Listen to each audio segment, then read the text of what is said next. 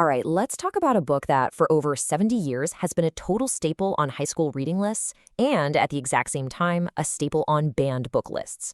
Yep, we're diving into J.D. Salinger's The Catcher in the Rye, a novel whose ability to divide people is, well, pretty legendary. So you gotta wonder, what is it about this story? I mean, it's about a 16-year-old kid wandering around New York City after getting kicked out of another prep school. Why does that still get under everyone's skin so much? Let's get into it. The whole debate really comes down to the main character himself, Holden Caulfield.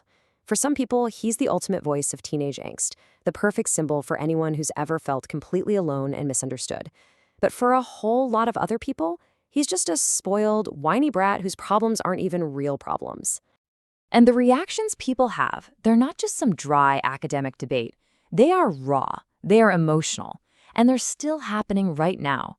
I mean, this quote from a recent Reddit thread kind of says it all, right? People don't just dislike this book, they hate it. It's a book you just can't be neutral about. Okay, so to really get why Holden became this huge icon, we have to go back in time. We need to understand the world he was pushing back against. See, his story didn't just pop up out of nowhere. It was a direct shot at a very specific time in American history. So, The Catcher in the Rye drops in 1951. Picture the scene. World War II is over, the country is booming, and families are moving to the suburbs in droves. But underneath all that shiny prosperity, there's this deep anxiety from the Cold War, and this intense pressure for everyone to just conform. And for a lot of young people back then, this perfect American dream felt like a total sham. They could see right through the forced smiles and the rigid social rules, and it left them feeling this profound sense of emptiness. They were desperately looking for something real in a world that just felt completely fake. And this is where Holden got his main weapon, his favorite word, his ultimate insult for all the hypocrisy he saw, was phony. Anyone who was putting on airs, who was just following the rules without thinking or pretending to be something they weren't, yep, they were a phony. And back in the 1950s, Holden saw phonies absolutely everywhere. So, as you can imagine, a book that basically called all of American society phony, well, it didn't exactly sit well with everyone. The backlash was immediate, it was fierce, and it turned this novel into a massive symbol of cultural rebellion. Just get a load of this. Between 1966 and 1975, The Catcher in the Rye was #1, the single most banned or challenged book in American schools. This wasn't just some small disagreement, it was a full-on culture war, being fought in libraries and at school board meetings across the country. So why? Why all the drama? Well, the reasons were kind of all over the place. The profanity was a huge deal. One group actually went through and counted all 237 goddams. But the complaints went so much deeper. It was the book's cynical tone, its honest talk about sex, the way it rejected authority. All of it was seen as a major threat. Some people called it un-American. And at the peak of the Cold War, some even claimed it was part of a communist plot to corrupt America's youth. Seriously. But the book's influence wasn't just about controversy. Oh no, it seeped into the very DNA of popular culture, creating this legacy that's both celebrated and, in some cases, really, really troubling. I mean, once you start looking, the references are everywhere.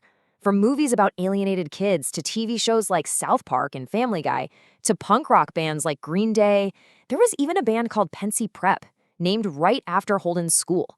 Holden Caulfield basically became cultural shorthand for teenage rebellion. But there is a much, much darker side to the book's legacy. It's been linked, in a really unsettling way, to several assassins. Mark David Chapman was literally carrying a copy when he killed John Lennon. John Hinckley Jr. was obsessed with it before he tried to assassinate Ronald Reagan.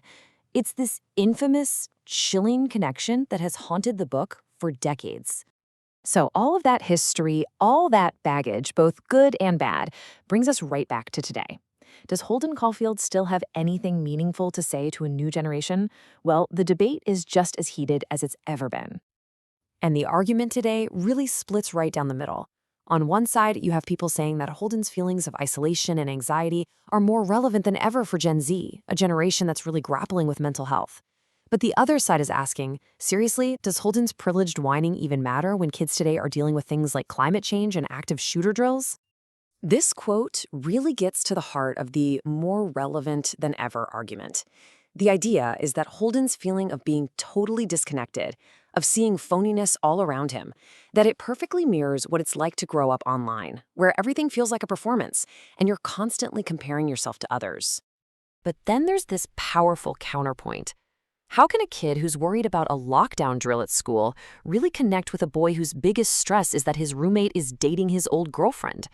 It's a question of scale, right? And for some, Holden's problems just don't seem that big a deal anymore. I absolutely love this analogy because I think it gets at something really essential here. Maybe the reason the book lasts isn't about the specifics of Holden's problems, but the style of his voice. It isn't this polished, beautiful story. It's raw, it's immediate, it's unfiltered, like a three-chord punk song that's just pure, messy, passionate energy. And so we're left with this big paradox. Is Holden the ultimate truth teller in a world of fakes? Or is he maybe the biggest phony of them all, a cynical rich kid who complains about everything but never actually does anything to change his situation? The book, frustratingly, never gives us an easy answer. And maybe, in the end, the endless fighting over The Catcher in the Rye makes us ask an even bigger question. For a book to be a true classic, does it have to speak to everyone in every era forever? Or is its real greatness found in how perfectly it captured one specific moment in time?